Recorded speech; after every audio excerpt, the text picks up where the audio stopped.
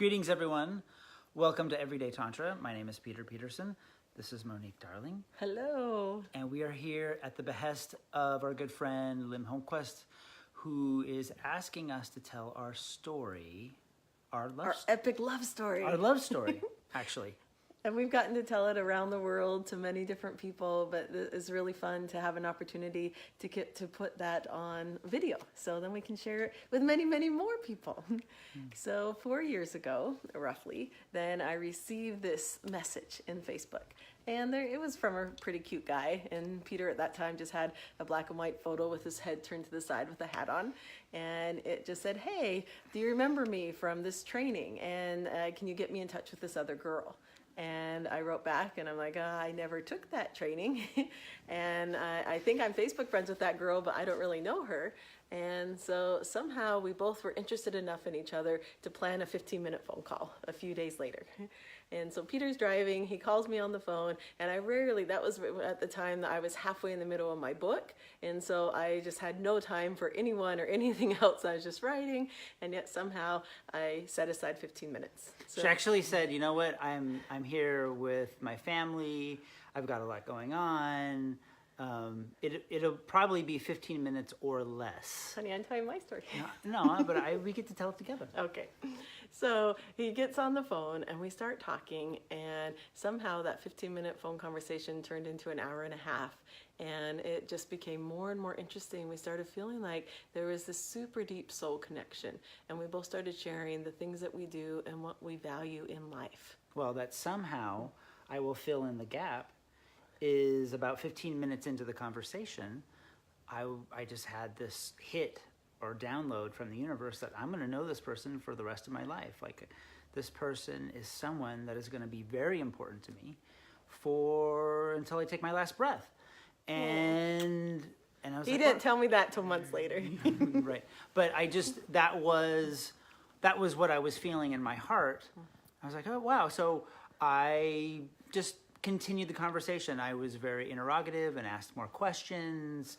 And the more questions I asked, the more I was like, holy shit, like, this person's really on the same path that I'm on. And this is exciting. So it ended up to be about an hour and 25-minute conversation. And we were very excited to connect. And we realized that Peter was heading to Northern California, and I happened to be teaching with one of my other lovers, Reed Mahalko, and we were teaching our energetic sex class. And I'm like, why don't you come and just come see what I do? Because at that time, Peter was teaching at a few places around the world, in Mexico and other places, Minnesota, and teaching Qigong and dance, but he'd never really forayed into the world of Tantra. And so he's like, okay, I'll come. And then he walks into the door, and there was already like an immediate attraction. But at the time, then I had 8 other lovers. I was very, very, very poly. I'm still married. And then I had just had this experience of, oh, here's another person that's interesting. Maybe I can vet him to be a lover and a co-teacher with me. And we ended up having 8 or 9 different amazing energetic encounters that night, and it culminated with a kiss. And one of my friends was there, and they took a picture of us right about to kiss, like our lips were about to touch, and the light was behind us. Like, it was so perfect. But in that moment, it was just a moment. It was like, oh, here's a cute boy. Let's see where it leads. And then my husband calls me the next day, and he's like, Monique, Peter's the one. Like, I really feel in my gut and soul that he's the one for you. And I'm like, Nathan, you know better than anyone that I don't want a one. Like, I'm my own primary partner. Like, it took so much time and space to be with me and to be poly and to be with all these people. I don't want a one. And then I had another lover, like, later on the afternoon call and say, Monique, you need to pay attention to Peter. Like, he's special. And so there's all these thoughts and these feelings swirling around inside of me. And then Peter and I planned our first date, and we go to ecstatic dance there in Oakland. And while we're in dance and we're doing Qigong together, and again, there's more energy flying, and we're talking about going on the road, and we plan this, that he's going to come meet me on the road on the East Coast next month, in January of 2016. Yeah, it just so happened. It happened that the first 2 weeks of my schedule, I had nothing going on. I was like, yeah, sure, why not? I can go on the road to the East Coast and do a few classes and see what it's like collaborating with this person. And ironically, I was in the same place that Monique was in. I was like, I'm my own primary partner. I had a few other lovers around the world, but I had no one that I was like specifically connected to. So I was like, yeah, I'm in the same place that you are, so let's see what magic we can create. Let's explore. And so while we're in dance having this deep conversation and connection, then someone steals my laptop and half of my book is gone. Like half of it had been sent to the editor, but the second half that was almost done is just gone forever. And so, well, you can say, what did you think was going to happen? Well, I thought Monique was going to blame me for her laptop being stolen. I did check in with her saying, hey, the door's locked. And she said yes, and so I didn't check to see if the door was locked. I just believed her, and so we went on. It was locked, but when you close the door, it unlocks itself. No. You have to hold up the handle. It wasn't. There's a way that when you shut it, it just doesn't lock unless you hold up the handle. So that did not happen, and there must have been somebody just watching us who saw Monique put the laptop in the back seat of our car. And they came and took it when we left. But those are all the details, honey. Right. So the beauty is that Peter was afraid that I was going to blame him and it was going to negate everything. And I've done so much work on self-accountability that I just felt my emotions, and it ended up like the universe knew. It always knows. And so it gave me this opportunity to be super, super soft and create this super deep opening for someone that I'm just barely meeting to be able to see me and be with me. And I was able to let go, like the whole ritual. Peter ended up spending the night that night. We did not have sex yet. It would have been nice.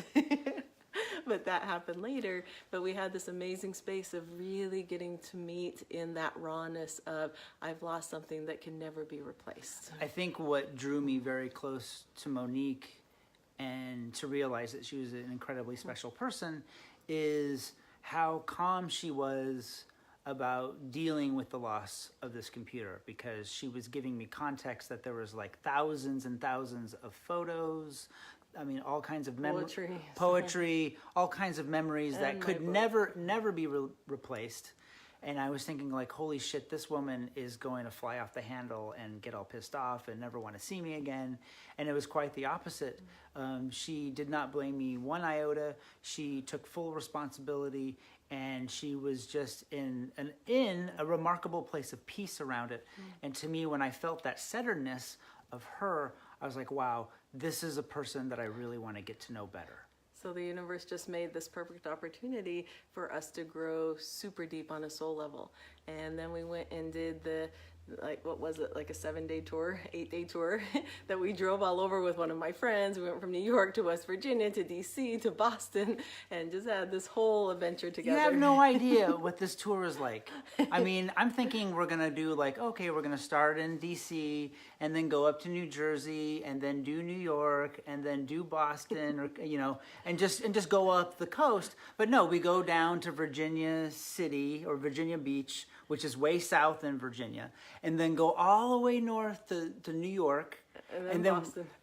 Then we go down to New Jersey, and then up to Boston, and then back down to DC. I'm like, because I'm very navigationally challenged. Who is making your tour schedule? Because this is the most ridiculous tour ever. So close to the end, then I just started getting this crazy scheme, because I often get crazy schemes that I invite my lovers in on. But I was really scared. Like, there was so much fear. And I'm all, Peter, so you want to hear my crazy scheme? And he's like, yes. And so I really trusted him. And I'm like, I'm heading to Hawaii for the first time, because I was teaching at the Hawaii Tantra Festival and at the New Culture Camp, and like going to Hawaii for the very first time in my life. And I'm like, I have some extra money saved. I'll pay for your ticket over there. You have a place to stay with me. Will you come with me? And he thought about it, and like 10 minutes later, he's like, yes, I will come with you. Guess how much the ticket was? From Boston to Hawaii, $200. It was great. I was like, it was like the universe was like, here you go. Like, I want you to make sure you come on this trip. So I was like, okay, let's do it. So we end up extending our tour, and we're in Hawaii together and just having this incredible, amazing time. And we're putting together impromptu parties. Peter's meeting people. He gets to have his very first threesome ever, even though it wasn't a sexual threesome. It was him and two women like interacting sensually. And he's like, wow, I can really do this life. And then we had this big play party planned on the last day. And while we were in the hot tub, then I had one of my visions. And Peter could see that there was something up, and like I was really shaken, and I'm just like standing and looking at the ocean, and I'm like, I just need a minute. And I started crying, and he just held my back, and then he's like, okay, I'll give you a minute and we can talk about it. And so what I saw was like the white picket fence. Like I saw Peter and I together teaching, having, being a family to one another and having the stability for the rest of our life. And it really shook me to my core. I was afraid to tell him. I knew he was all about freedom. And so there was just so much inside of me of having this experience of feeling what it would be like to be fully met with a partner and having no idea how to even talk about that subject, and being expected to go run a play party where there's all these hot women that want to connect with Peter, and I know he's never had a threesome. And they wanted to so connect. There's all this peace. And they wanted to connect with you too. Don't try and get out of it. I love women. Right. So anyway, so she's like, I can't go do this play party. It's like, you're going to have to hold the space. And Monique No, and I didn't say you had to hold the space. I said, I want you to be able to have the opportunity to be you, and I cannot hold the space tonight, so you guys can just have your own thing, and I'm going to go take some space No, for me. I apologize. I wasn't saying you were talking to me. You were talking to the host.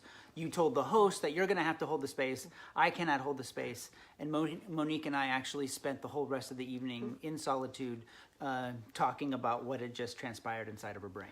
And it ended by me saying, Peter, will you go steady with me? And that's how it all started. Yes. And so little by little over the last few years, then we've done more and more together, and we like found this love that neither one of us had any idea what existed. Like we decided from the get-go that there had to be a crossroads between freedom and connection, that we could have that depth and connection with one another and still have this deep freedom. And at first it looked like super poly, and then it looked like more monogamous, and now it's somewhat open, and most of us, the times that we play, then we play together, and like there's just all this space of us feeling into the moment and giving ourselves permission.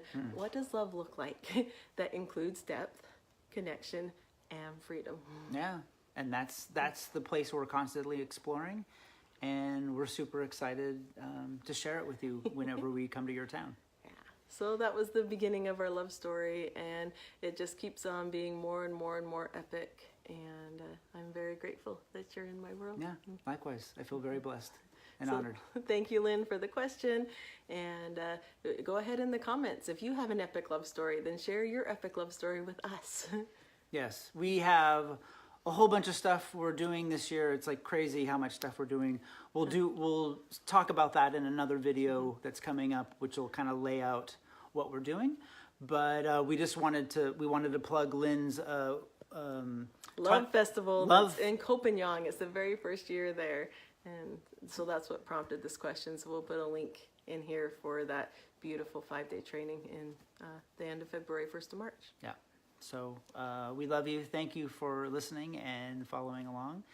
And yeah, we'll also take other questions as they come up. Okay? So Thanks, loves. Thank you so much. We love you. Bye-bye.